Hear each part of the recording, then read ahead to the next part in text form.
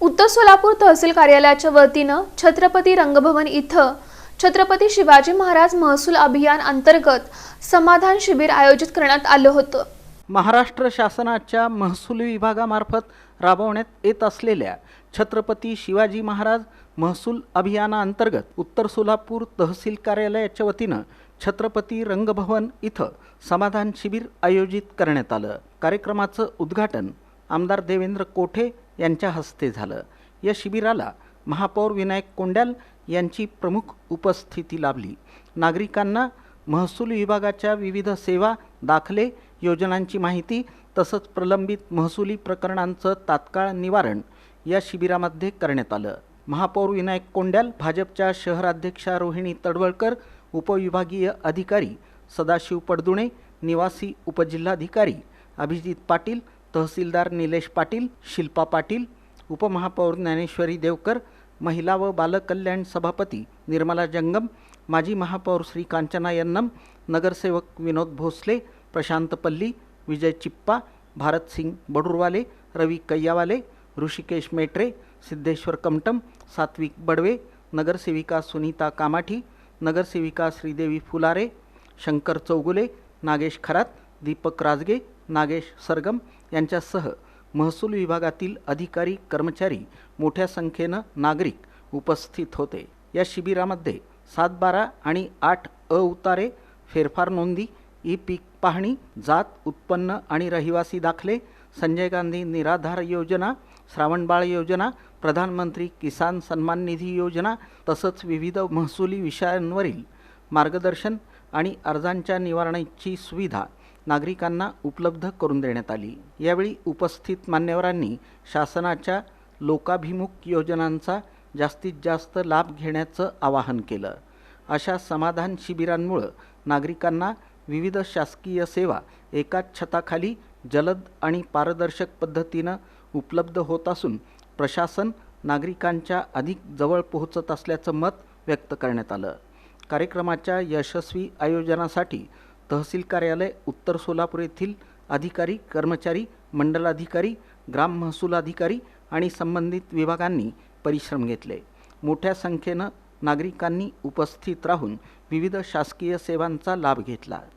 असलेला जो B2चा विषय होता, ज्यामध्ये 813 मिळकती, 13 चाळी, अनेक सोसायट्या, अनेक पेठा, ज्यामध्ये जवळपास 9 ते 10 हजार कुटुंब राहतात, अशा 30 ते 40 हजार लोकांचा प्रश्न जो मागच्या 50 ते 60 वर्षात सुद्धा नव्हता आणि ते मी सोडवण्याचा प्रामाणिक प्रयत्न करत असताना मुख्यमंत्री देवेंद्र फडणवीस साहेब, बावनकुळे साहेब, गोरे साहेबांच्या माध्यमातून हा विषय पुढे घेऊन जात असताना खऱ्या अर्थाने प्रशासकीय स्तरावरती ज्यांची मला मदत झाली असेल तर ते आपले सदाशिव पडदुणे साहेब, त्यांनी हा B2चा विषय पूर्णपणे समजून घेतला आणि त्यावेळीचे तत्कालीन कलेक्टर कुमार आशीर्वाद साहेब असतील आणि आताचे आलेले कलेक्टर कार्तिकेय साहेब असतील, या दोन्ही वरिष्ठ अधिकाऱ्यांना प्रशासनाकडे ही B2 कशा पद्धतीने चुकीची आहे आणि जाचक आहे आणि ही रद्द करणं योग्य कसं आहे याचा अभ्यास जर कोणी करून मांडला असेल तो सदाशिव पडदुणे साहेबांनी केलेला आहे आणि काम करणाऱ्या, मदत करणाऱ्या माणसांचा सन्मान झाला पाहिजे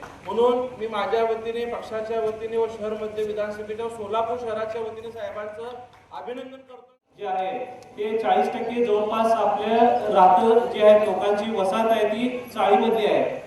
तर आमदार देवेंद्र कोठे यांनी विशेष पाठपुरावा करून B2 म्हणजे काय तर आपले जमिनी देखील अजून आपल्या नावानिशी नव्हते, तर ती जमिनी सर्व ब्रिटिशकालीन नावावर असलेले जमिनी जी आज आपल्याला काही जर करायचं असलं असतं, जेणेकरून बांधकाम असेल किंवा एक परवाना असेल, आपल्याला जर काढायचं असेल, लोन जर काढायचं असेल तर लोन जरी काढायचं असेल तर जे आपले नागरिक आहेत त्यांना या ठिकाणी लोन असेल, बांधकाम परमिशन असेल, या काही मिळत नव्हतं। आपल्याला माहिती आहे B2 जमीन हा हेरिटेज लॉन पासून ते आता पूर्ण मुरारजी पेठ असेल, अर्ध सोलापूर, जवळपास 40% जुनं सोलापूर हे B2 जमिनीच्या अंडर येत होतं। तर आमदार साहेबांनी या ठिकाणी सततचा पाठपुरावा, आदरणीय मुख्यमंत्री साहेब असतील, आदरणीय गोरे साहेब असतील, आदरणीय आमचे बावनकुळे साहेब असतील, यांच्या ठिकाणी देवेंद्र कोठे यांनी सतत पाठपुरावा करून हा B2 प्रश्न आतापर्यंत जवळपास 40 ते 50 वर्ष झालं हा विषय सुटला नव्हता. अनेक मोठे लोक आपल्या पुढारी येऊन गेले सोलापूर शहरामध्ये, त्यांच्या देखील हातून हा प्रश्न सुटला नव्हता. तर एक काम करायची जी जिद्द आहे ती आपले आमदार देवेंद्र कोटे साहेब यांच्या हातून हा प्रश्न सुटला. त्यांचं या ठिकाणी मी विशेष कौतुक करतो.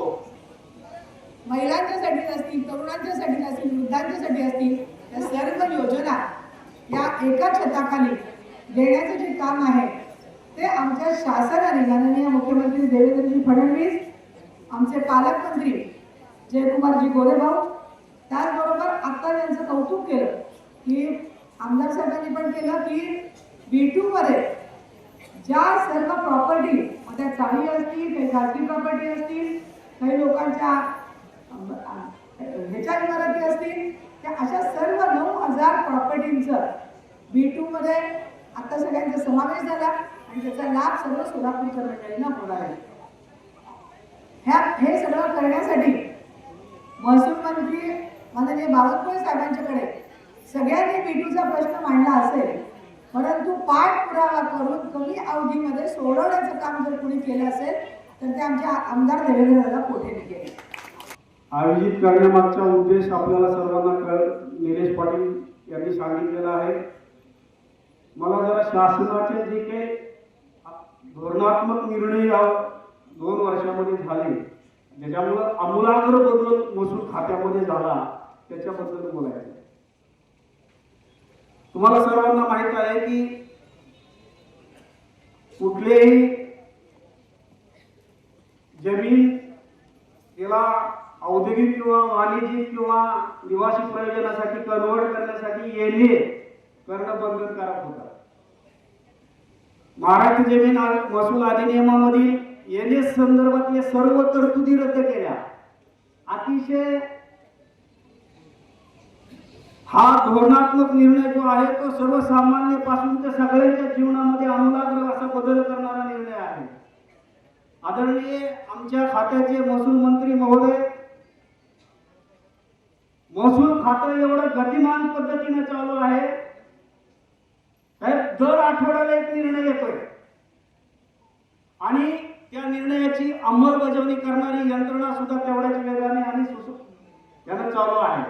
आपल्या सर्वांना कल्पना आहे की मध्यंतरी 7 मार्च पासून आपल्या राज्याचे महसूल मंत्री आणि महाराष्ट्र शासन यांनी प्रत्येक मंडळ स्तरावरती महाराजेस्व अभियान घेण्याबाबतचे निर्देश दिलेले होते. त्या अनुषंगानं उत्तर सोलापूर तालुक्यामध्ये 9 मंडळ स्तरावरती सर यापूर्वी आम्ही महाराजेस्व अभियानाचे कार्यक्रम घेतले. जवळपास 15,000 लोकांना आम्ही वेगवेगळ्या प्रकारचे लाभ त्या ठिकाणी 9 महाराजेस्व अभियानामध्ये उपलब्ध करून दिलेले.